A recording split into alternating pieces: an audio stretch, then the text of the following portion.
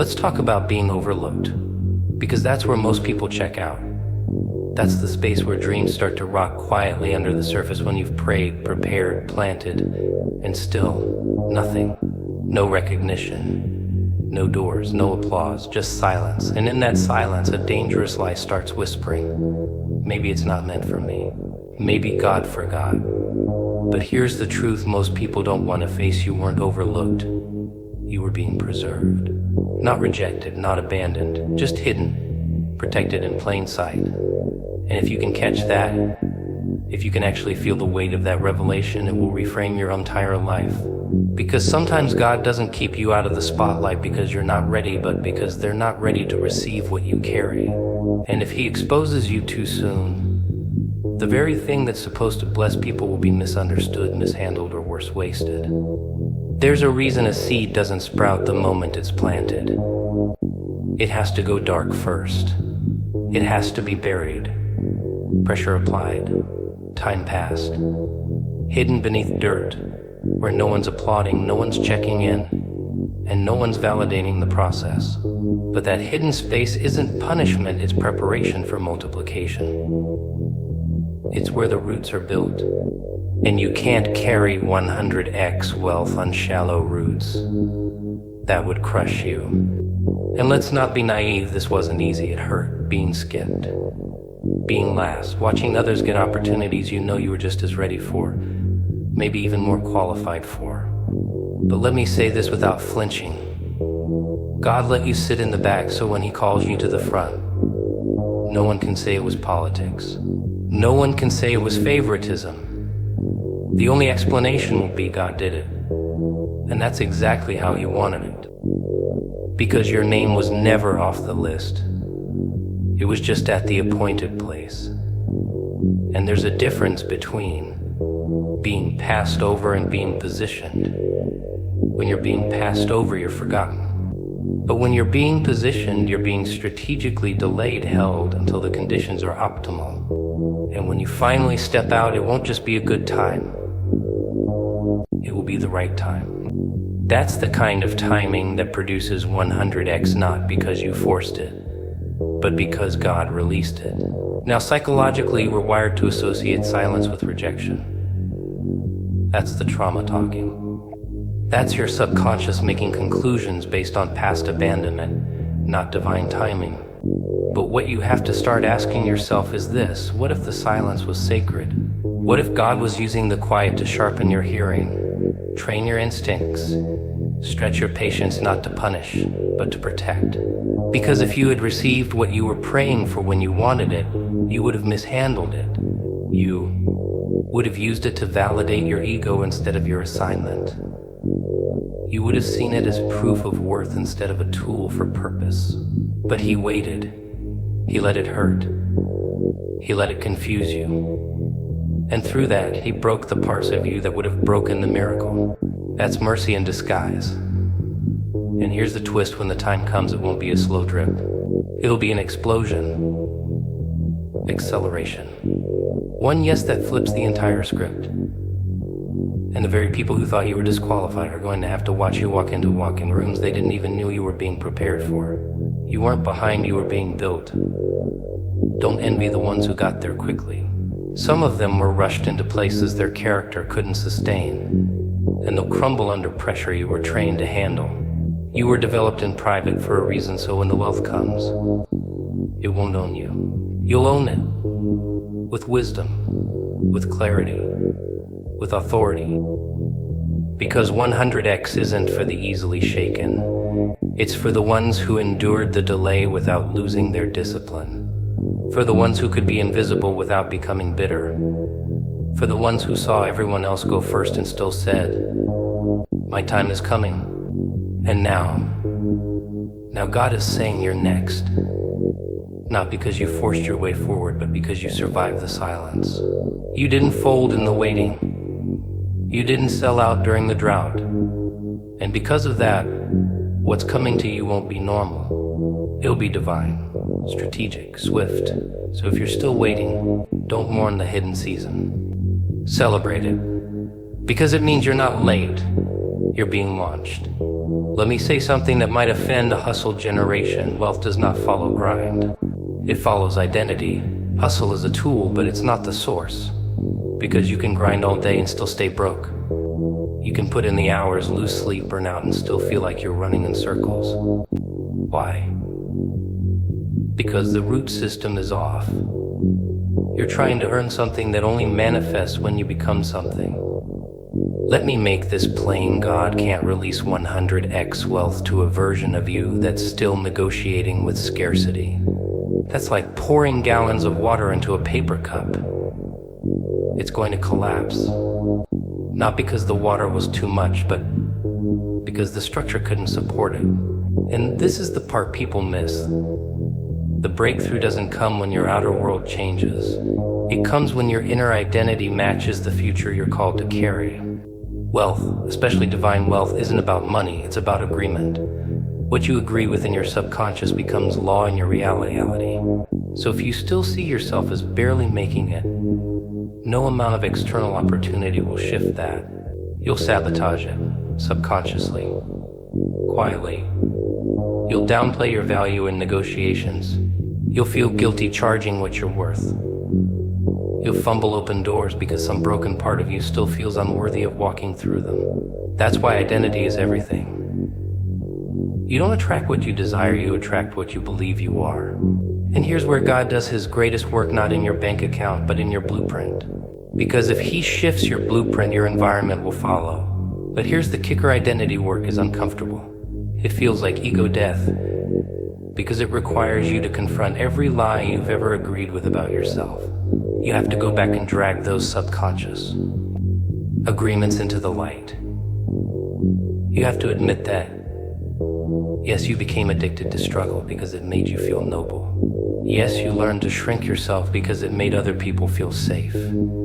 Yes, you associated wealth with corruption, so you unconsciously resisted it to stay pure. And now you're realizing that those internal contracts are costing you divine access. That's why God isn't just handing out 100x wealth to anybody. He's filtering by alignment. And alignment doesn't mean perfection, it means resonance.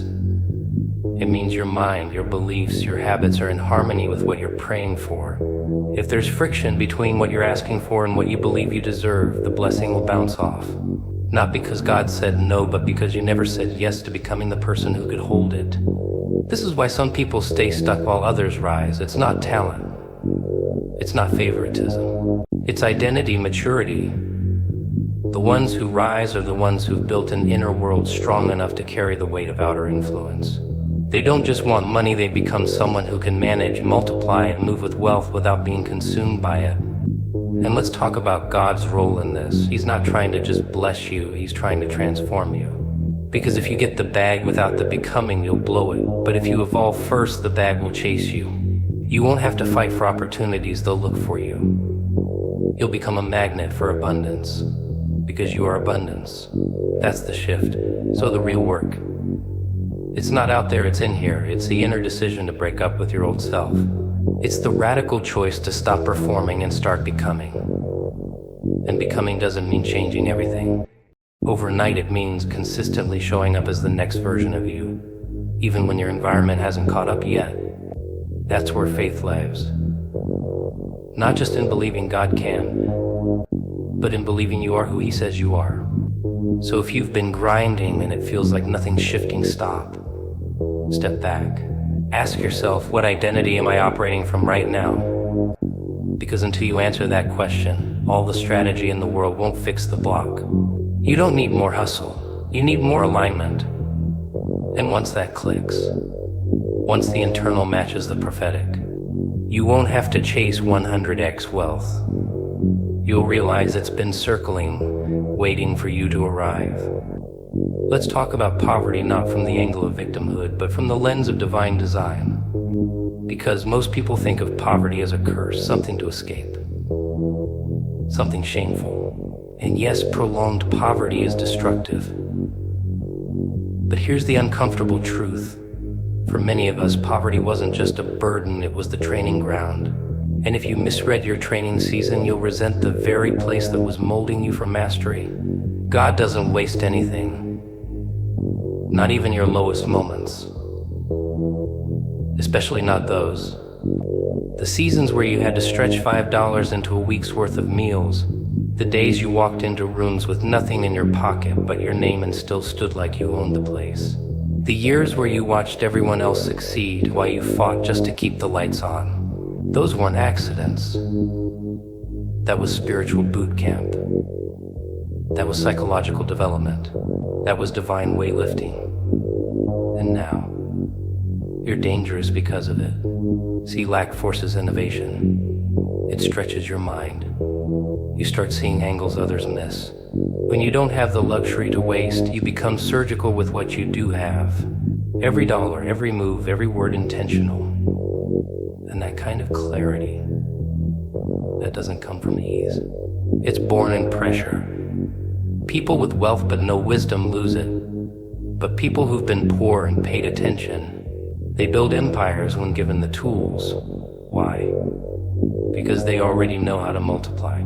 They already know how to survive. Scarcity built muscle that luxury never could.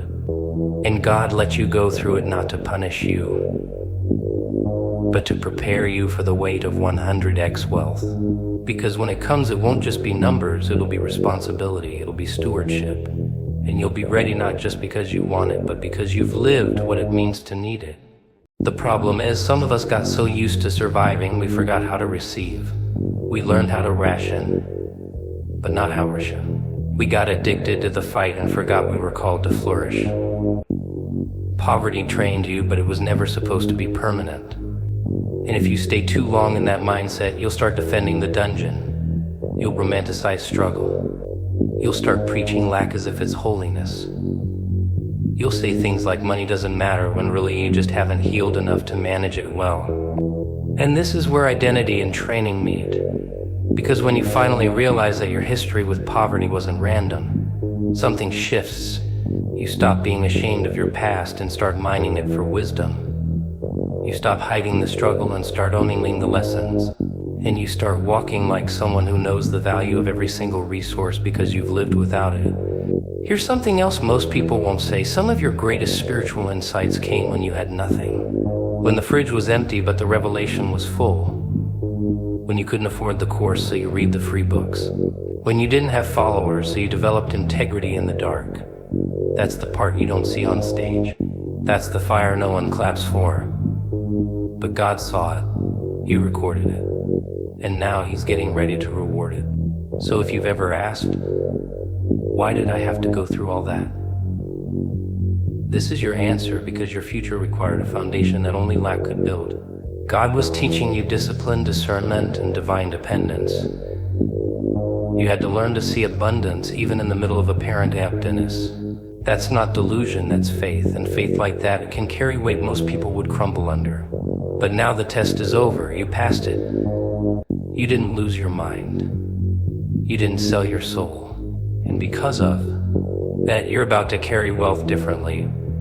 You won't hoard it, you won't flaunt it.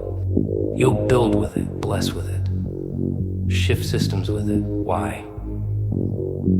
Because you know what it's like to be on the other side. And that empathy, that memory, that's your weapon. So no, poverty wasn't the curse. Staying stuck in it is, but you're moving, evolving, rising, and the same pain that once kept you up at night is now your credential. You don't just deserve wealth, you're qualified to wield it. Let's get into something people avoid, because it threatens their comfort zone's obedience. Not the churchy, surface-level version people quote to sound spiritual. I'm talking about deep, surgical obedience. The kind that costs you relationships, pride, logic, and sometimes even your reputation. That kind of obedience isn't convenient, it's dangerous. But it's also the access point, the code that unlocks the vault. Because when God says 100x is coming, He's not looking for the loudest praise, He's looking for the quietest obedience. Most people don't miss their wealth because of demons or enemies. They miss it because of disobedience masked as delay. You said you were waiting on God when really He was waiting on you to move, to shift, to leave, to build, to let go. Let's stop lying to ourselves. You weren't confused. You were hesitant. You knew what He said. but it didn't make sense, or it wasn't convenient, or it required you to sacrifice something you secretly idolized. So you hesitated, you analyzed, you negotiated with the command. And here's the truth: delayed obedience is still disobedience. You don't get credit for eventually doing what you were told to do months ago. That window may still be open, but the weight of the reward depends on the timing of your obedience. That's what most people forget. Miracles are oftentimes sensitive. The instruction wasn't random, it was strategic. And if you sit too long analyzing it, you'll miss the movement entirely. Psychologically, we crave control. Our brains are designed to avoid uncertainty. So when God gives a command that doesn't come with a detailed explanation, we short circuit. We overthink. We want a spreadsheet before we take a step. But God doesn't lead through comfort, He leads through conviction. And your next level of wealth isn't going to make logical sense. That's the whole point. Because if it made sense, you'd take the credit. God will often ask for something that looks insignificant just to see if you're willing to move when it's small. Will you build the thing when no one's clapping? Will you start the business before the clients exist? Will you leave the familiar for the unknown, not because it's popular, because it's instructive? Your 100x isn't hidden behind some secret prayer. It's hidden behind your last act of obedience. That uncomfortable conversation you keep avoiding. That pivot you've been procrastinating on. That assignment you shelved because it didn't get immediate traction. That's where the wealth lives, not in fantasy, in follow-through. God's not trying to see if you're perfect. He's checking if you're positioned. Will you say yes with no applause? Will you obey when it looks irrational? Because if you only move when it makes sense, you'll only receive what your logic can calculate. But 100x isn't logical, it's supernatural.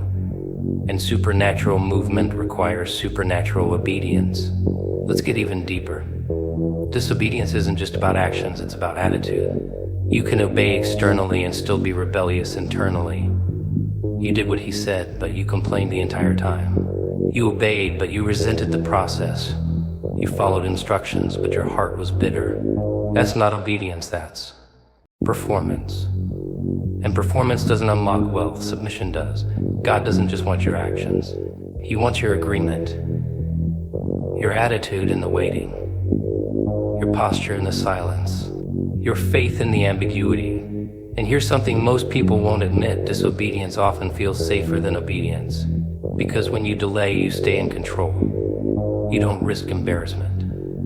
You don't stretch. You don't have to confront your limitations, but you also don't grow. You don't move. You stay in cycles.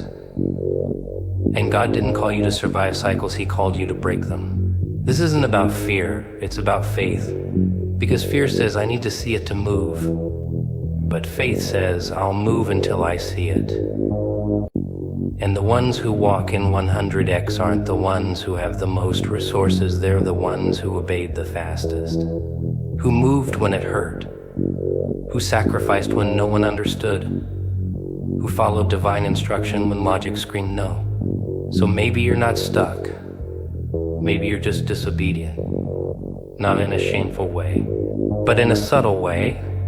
In a way, I'll get around to it way.